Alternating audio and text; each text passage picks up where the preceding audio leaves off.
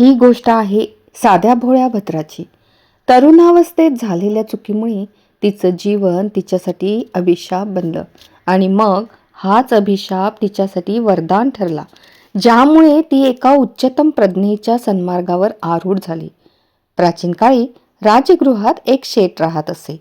त्यांच्या कुटुंबात सर्व प्रकारच्या सुखसुविधा उपलब्ध होत्या. त्याला भद्रा नावाची एक मुलगी होती.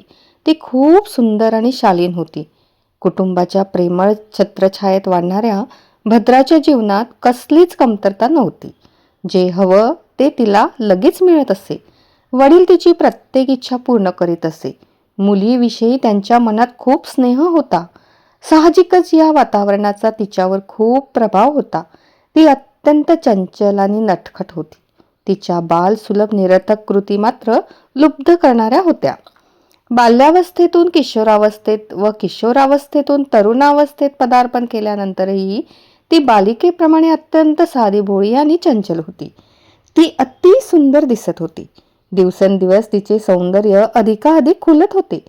तिच्या पित्याला तिच्याविषयी कसली चिंता जरी नसली तरीही आपल्या कर्तव्याची जाणीव मात्र होती.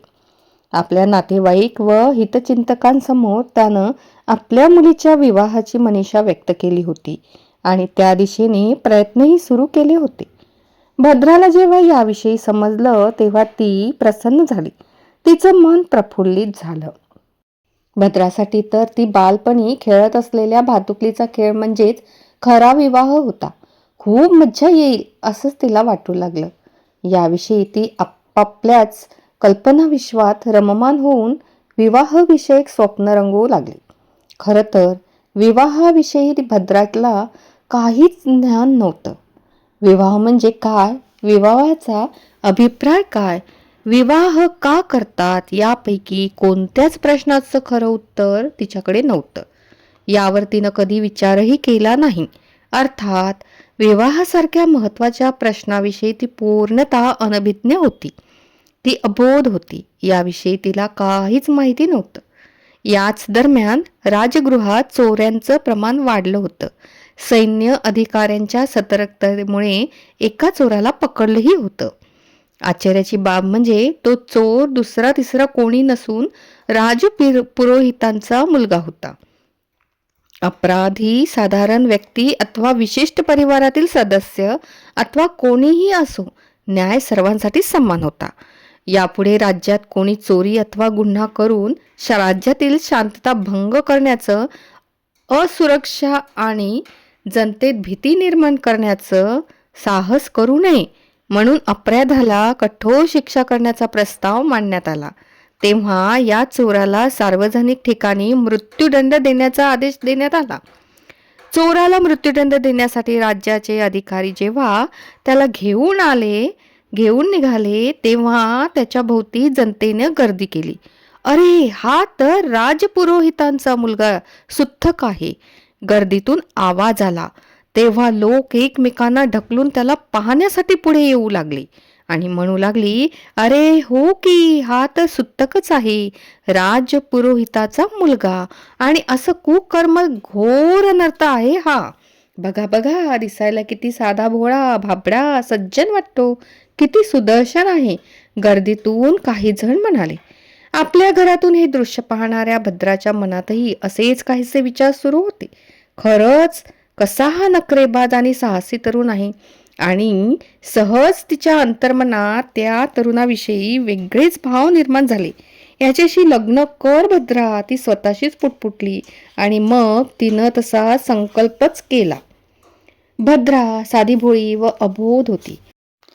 तिच्या मनात जो विचार आला त्याच्या परिणामाविषयी ती अनभिज्ञ होती.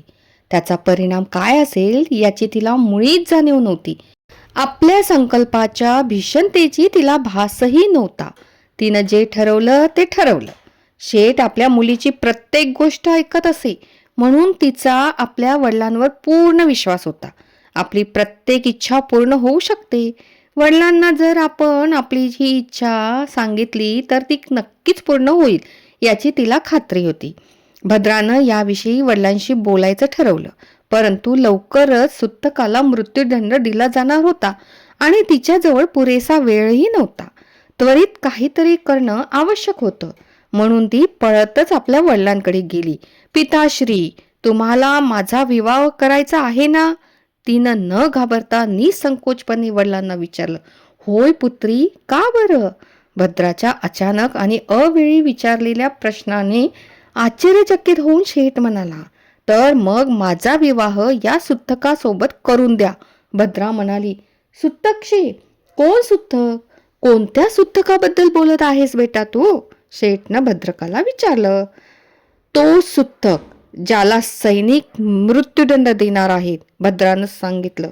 तो चोर, त्या चोराशी विवाह करायचाय तुला? मी तर तुझ्यासाठी अत्यंत योग्य वर शोधून काढला आहे. तुझी इच्छा असेल तर मी त्याच्याशी तुझं लग्न लावून देतो, सेठ म्हणाला. परंतु पिताश्री, सुत्थकमध्ये काय कमी आहे? तो देखील माझ्यासाठी योग्यच आहे ना, भद्रा ठामपणे म्हणाली. पण तो चोर आहे, गुन्हेगार आहे. शेठनं आपल्या मुलीला समजावत म्हटलं, तो राजपुरोहिताचा मुलगा आहे, कुली नाही. भद्रा आपलं म्हणणं पटवून देण्याचा प्रयत्न करू लागली. परंतु त्यांचं कर्म कुलीन व्यक्तीसारखं नाही. तू एका चोराशी विवाह करणार? लोक काय म्हणतील? समाजात काय प्रतिष्ठा राहील माझी? नाही नाही, असं होऊ शकत नाही, शेठ म्हणाला. होऊ शकतं पिताश्री, का नाही होऊ शकत? आजपर्यंत तुम्ही माझी प्रत्येक इच्छा पूर्ण केली, कशालाच विरोध केला नाही. माझी ही विनंती आहे असं समजा हवं तर. भद्रानं वडिलांना विनंती केली. परंतु वडील म्हणाले, किंतु परंतु काही नाही. जर तुम्ही माझं ऐकलं नाही तर मी प्राणत्याग करीन, असं म्हणत तिनं वडिलांना भाऊक चेतावणी दिली. नाही बेटा, नाही. पित्याचं हृदय विचलित झालं. मुलीला समजावण्यात काही अर्थ नाही हे लक्षात आल्यावर शेठ म्हणाला, ठीक आहे, जशी तुझी इच्छा, मी काहीतरी प्रयत्न करतो. भद्राचा आनंद गगनात मावेनासा झाला. वडील नक्कीच यशस्वी होतील याची तिला खात्री होती. राज्यातील प्रमुख श्रेष्ठी म्हणून राजकीय अधिकाऱ्यांवर त्यांचा चांगलाच प्रभाव असल्यानं ते त्यांचं म्हणणं नक्कीच ऐकतील यावर तिचा विश्वास होता. तेच झालं जे भद्राला अपेक्षित होतं. शेठनं आपल्या श्रीमंती आणि प्रभावाच्या आधारे सैनिकी अधिकाऱ्यांना सुत्थकाला सुधारण्याची आणि भविष्यात तो असा अपराध पुन्हा कधी करणार नाही याची हमी दिली. त्याच्या सुटकेसाठी शेठनं अधिकाऱ्यांना खूप धनही दिलं. मग अधिकाऱ्यांनी सुत्थकाला सोडून दिलं. तुला शेठच्या आश्वासनावर सोडत आहोत, एका वरिष्ठ अधिकाऱ्यानं त्याला समजावत म्हटलं. पुढे तो असंही म्हणाला, भविष्यात तुला पकडून दंडित करण्याची वेळ येईल, असं काही पुन्हा करू नकोस. सुत्थक काहीच बोलला नाही. शेठ मला मुक्त का आणि कशासाठी करत आहे, याचा काय फायदा आहे, या विचारानं तो हैराण झाला होता. त्याच्या अंतर्मनातील या प्रश्नाचं उत्तर शेठनं त्याला संबोधित केलेल्या शब्दात होतं ते असं, हे बघ वत्स, तुझे वडील राजपुरोहित आहे, सज्जन आणि कुलीन आहे. मी त्यांना खूप चांगल्या प्रकारे ओळखतो. तुझ्यावरही आर्याचे संस्कार आहेत. कोणाच्या कुसंगतीत राहून तू हे कृत्य केल्यास हे मला माहीत नाही. मात्र अजूनही वेळ गेलेली नाही. तुझ्या सुधारणा होऊ शकते. तुझी इच्छा असेल तर तू तुझं जीवन नव्यानं सुरू करू शकते. हा कुमार्ग सोडून सन्मार्गाचा अवलंब कर. यासाठी मी तुला हवं ते सहकार्य करेल, शेठ म्हणाला. या शेठची बुद्धी भ्रष्ट झाली का? सुत्थक स्मित हास्य करत स्वतःशीच पुटपुटला. प्रत्यक्षात मात्र तो शेठला म्हणाला, शेठजी, तुमचे खूप खूप आभार. मी सुधारण्याचा खूप प्रयत्न करेल, पूर्ण प्रयत्न करेल. अतिउत्तम, शेठ म्हणाला. माझ्या मते तू आता विवाहाचा विचार करावास. विवाहानंतर तुझ्या नक्कीच बदल होईल. आता तुम्ही सांगा, कोण मला आपली मुलगी देईल बरं? कोण मुलगी माझ्याशी विवाह करेल? मी चोर असल्याचं तर सर्वांनाच माहीत आहे. तेव्हा कोण माझ्यासारख्या गुन्हेगारांचा स्वीकार करेन? रडवलेल्या स्वरात सुत्थक म्हणाला. असं निराश होऊ नकोस, शेठनं त्याचं सांत्वन करत म्हटलं. प्रायचित्तानं दगडाचंही सोन्यात रूपांतर होऊ शकतं. मी विचार आणि आचारात कायम समानता ठेवतो. माझी एक मुलगी आहे, मी तिच्याशी तुझा विवाह करून देऊ शकतो. माझी मुलगी माझ्या शब्दाबाहेर नाही. तुझी इच्छा असेल तर मी तिला विचारतो, ती नकार देणार नाही. तुम्ही खरंच देव समान आहे. सगळं काही माहीत असूनही एवढा मोठा निर्णय घेतला, असं म्हणत सुत्थक शेठच्या चरणी नतमस्तक झाला. शेठच्या हवेलीसमोरून जाताना त्यानं शेठच्या सुंदर कन्येला पाहिलं होतं. जर माझी चोरी पकडली गेली नसती तर मी या सुंदर कन्येला मागणी घातली असती, असा विचार त्यावेळी त्याच्या मनात आला होता. शेठच्या या अपार धनसंपत्तीपेक्षा दुसरा उपहार काय असणार? शेठची सुंदर कन्या आणि संपत्ती, आणखी काय हवं होतं त्याला? शेठच्या चेहऱ्यावरील हावभावांकडे सुतकचं बारीक लक्ष होतं. शेठला मूर्ख बनवण्यात तो यशस्वी झाला होता. त्याच्या नाटकीपणाचा शेठवर होणारा परिणाम पाहून तो अंतर्मनातून खूप खुश झाला होता. मुलीची इच्छा पूर्ण करण्यात आपण यशस्वी झालो, त्यासाठी जास्त काही करावं लागलं नाही, या विचारानं शेठ प्रसन्न झाला. ठीक आहे, तर मग मी तुझ्या वडिलांना भेटायला येऊ ना? शेठनं सुतकला विचारलं. सुतकनं नाटकीपणानं खाली मान घालून शेठचे चरणस्पर्श केले. सदा सुखी राहा, आयुष्यमान हो, असं म्हणून शेठ आपल्या घराकडे निघाला. भद्राला जेव्हा वडिलांकडून आपली इच्छा पूर्ण झाल्याचं समजलं तेव्हा ती खूप आनंदी झाली. यापूर्वी शेठनं आपल्या मुलीला इतकं प्रसन्न कधी पाहिलं नव्हतं. त्यानं प्रेमानं जवळ घेत तिला आशीर्वाद दिला. दुसऱ्या दिवशी शेठ राजपुरोहिताला भेटायला गेला. त्याच्या आगमनाचा उद्देश पाहून राजपुरोहित अचंबित झाले. तुम्हाला कदाचित माझ्या मुलाविषयी काही माहिती नाही, राजपुरोहित स्पष्टपणे म्हणाले. मला सगळं माहीत आहे. तो अजून असमज आहे. चूक माणसाकडूनच होते, हा तर सामान्य मानवी स्वभाव आहे. माझ्या मुलीनं त्या दिवशी त्याला पाहिलं आहे. मी तिच्याशी याविषयी बोललो आहे. तिला तो पसंत आहे. दोघांचा विवाह झाल्यावर सांसारिक जीवनातून रममाण होईल. मग अशा निरर्थक गोष्टीसाठी त्याच्याकडे वेळ कुठं असेल? शेठ म्हणाला. तुम्ही खरंच उदार आणि महान आहात. जशी तुमची इच्छा. आता यापुढे मी तरी काय म्हणणार? राजपुरोहित नम्रपणे म्हणाला. अशा प्रकारे विविध टीकांचा आणि विरोधांचा विचार न करता शेठनं आपल्या अज्ञानी मुलीचा विवाह कलंकित सुतकाशी लावून दिला. शेठनं केवळ आपल्या मुलीच्या आनंदाचा विचार केला. इतर कशाचाही त्याला काहीच देणं घेणं नव्हतं. शेठकडे कशाचीही कमतरता नव्हती.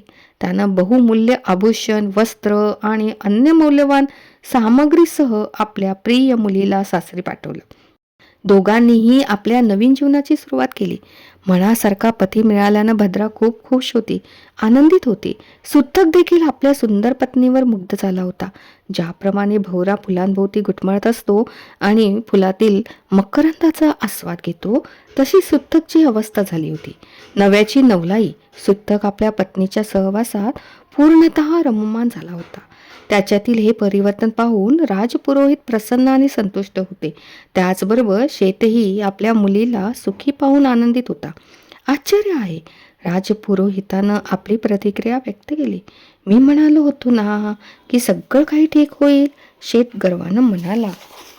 काही दिवस असेच आनंदात गेले, पण चोरी चोरी से जाए, हेरा फेरी से न जाए, या म्हणीप्रमाणे काही दिवसांनी सुतकची बुद्धी पुन्हा पूर्वीप्रमाणेच विचार करू लागली. त्याच्या आत दडलेल्या कुवृत्तीनं पुन्हा डोकं वर काढलं. तो इतका बदनाम झाला होता की आता बाहेर चोरी करणं त्याला कठीण झालं. तसं त्यानं धाडसही होईना. मग त्यानं घरातच हे धाडस करायचा विचार केला. पहिल्या दिवसापासूनच त्याची कुदृष्टी भद्राच्या बहुमूल्य आभूषण, वस्त्र आणि इतर मौल्यवान वस्तूंवर होती. एव्हाना त्याच्यावर असलेल्या पत्नीच्या सौंदर्याचा प्रभावही कमी झाला होता. मग त्यानं पत्नीचं स्त्रीधन चोरण्याची योजना आखली. एके दिवशी भद्राशी प्रेमानं वागून त्यानं तिच्याजवळ घरातील बंधनं, गृहस्थ जीवनातील अडचणी आणि कौटुंबिक जबाबदारीपासून दूर, जिथं फक्त दोघंच असतील अशा ठिकाणी जाण्याची इच्छा व्यक्त केली.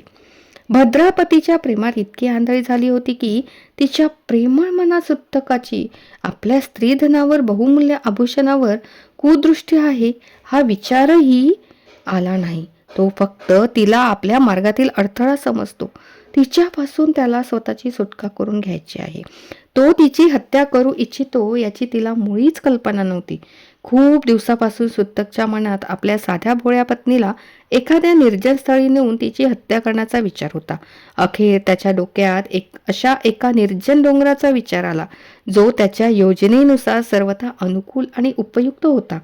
तिची सर्व आभूषणे हिसकावून तिला त्या डोंगरावरून ढकलून देईन आणि घरी जाऊन अपघात झाल्याचं सांगेन, म्हणजे कुणाला काही संशय येणार नाही, असा त्याचा बेत होता. आपल्या ठरलेल्या योजनेनुसार तो पत्नी भद्राला घेऊन त्या निर्जन डोंगरावर गेला. काही वेळ भद्राशी प्रेमानं वागला आणि मग आपल्या ठरलेल्या उद्देशाकडे वळला. त्यानं भद्रेला मुतकाड्यानं सगळी आभूषणं द्यायला सांगितली. हे दृश्य पाहून भद्रा अवाक झाली. काय करावं तिला काही समजेना. का? हे सगळं तर तुमचंच आहे, तुमचंच तर आहे. मी माझं सर्वस्व तुमचंच तर आहे ना. भद्रानं त्याला समजावलं. अशा मोठमोठ्या गप्पा मारू नकोस. मूर्ख स्त्री, जोपर्यंत तू आहेस तोपर्यंत हे सगळं माझं कसं होऊ शकेल. आज मी तुला परलोकात पाठवीन, तेव्हा कुठं हे सगळं मला मिळेल, समजलं का? असं म्हणत सुतकनं भद्राच्या दिशेने पुढे चालू लागला. त्याचं हे रूप पाहून भद्रा खूप घाबरली, कारण साक्षात मृत्यू तिच्या समोर होता. असं म्हणतात की जेव्हा स्वतःचा जीव धोक्यात असतो तेव्हा माणसाची इतर इंद्रिये सक्रिय होतात. भद्रासोबतही असंच काहीतरी घडलं. तिचा मेंदू झपाट्यानं कार्यरत झाला. आपल्याला आता काय करायचं हे तिनं क्षणातच ठरवलं. अत्यंत चतुराईनं भद्रानं सुतकला बोलण्यात गुंतवून अचानक त्याला डोंगरावरून धक्का दिला. सुतकाचा डाव त्याच्यावरच उलटला आणि त्यातच त्याचा अंत झाला. भीतीनं भद्राला घाम सुटला होता. ती तिथंच एका दगडावर बसली, स्वतःला सावरून भविष्याचा विचार करू लागली. तिचा स्वाभिमान जागृत झाला. आता मी घरी परत जाणार नाही, तिनं ठरवलं. घरी परत जाण्याऐवजी घराचा त्याग करणं तिला योग्य वाटलं आणि मग ती साध्वी बनली. त्या काळच्या प्रचलित अनेक पंथांचं सखोल ज्ञान मिळवलं. विविध विषयांचं अध्ययन करून त्यात प्रवीण झाली. अनेकांना शास्त्रार्थात पराजित केलं. अखेर धम्मसेनापती सारीपुतच्या प्रश्नाचं उत्तर देऊ न शकल्यानं तिनं बौद्ध धम्माचा स्वीकार केला. मुंडन केल्यानंतर आलेले तिचे केस कुंडलासारखे होते, म्हणून ती कुंडलकेशा नावानं प्रसिद्ध झाली. बौद्ध जगतात ती थेरी कुंडलकेशा म्हणून प्रसिद्ध आहे. या गोष्टीचं तात्पर्य काय, तर चुकीचा निर्णय आणि दुष्कृत्याच्या दुष्परिणामातून सत्कृत्याची जाणीव होऊन मनुष्याला सन्मार्गाचे महत्त्व कळते. कथा आवडली असल्यास चॅनलला लाईक, शेअर आणि सबस्क्राईब जरूर करा. धन्यवाद.